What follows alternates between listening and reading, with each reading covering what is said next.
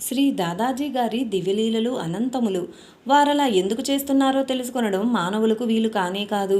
ఒకరోజు టెంకాయ పగలగొట్టి కొబ్బరి తింటున్నారు. ఒక కొబ్బరి ముక్క శ్రీ దాదాజీ గారి కంఠనాళంలో ఇరుక్కున్నది. గొంతు మూగబోయింది. 3 రోజులు మాటలాడడం, అన్నపానీయాలు స్వీకరించడం వంటివి చేయలేకపోయారు. ప్రతిదీ సైగలతోనే చేయిస్తున్నారు. 4వ రోజు భక్తులు శ్రీ దాదాజీ గారి పరిస్థితిని చూసి భరించలేక డాక్టర్ గారిని తీసుకువచ్చారు. శ్రీ దాదాజీ గారు డాక్టర్ గారిని దూరంగా ఉండమని సైగలు చేశారు.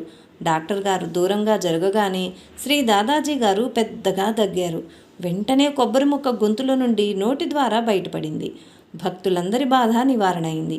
1/2 లీటర్ పాదరసం త్రాగి కొంతకాలం తర్వాత తన తొడగుండా తెప్పించిన శ్రీ దాదాజీ గారు కొబ్బరి ముక్క గొంతులో ఇరుక్కొని బాధపడ్డమేమిటో ఎవ్వరికీ అర్థం కాలేదు. ఏ భక్తుని బాధ నివారించేందుకు అలా చేశారో ఎవరూ హించగలరు? సాయిఖేడాలో టుండేలాల్ అనే వారికి 2 సంవత్సరాల పాప ఉండేది. ఆ పాప మెదడులో భయంకరమైన పుండు లేచి బయటకు కూడా వ్యాపించింది. బిడ్డ భరించరాని బాధ అనుభవిస్తుంది. పేరు మోసిన డాక్టర్లంతా విఫలమయ్యారు. చివరకు వారు ఆపరేషన్ తప్ప వేరే మార్గమే లేదని తీర్మానించారు. టుండేలాల్ గారు ఆపరేషన్కు అంగీకరించలేదు. ఆ బిడ్డను తెచ్చి శ్రీ దాదాజీ గారి పాదాల వద్ద ఉంచి తన బిడ్డను రక్షించమని కన్నీటితో ప్రార్థించాడు.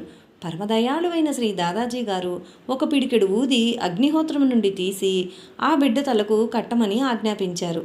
వారలా చేయగానే ఆ బిడ్డ ప్రాణం బాధ నుండి వెంటనే విముక్తి పొంది ఆరోగ్యం పొందింది.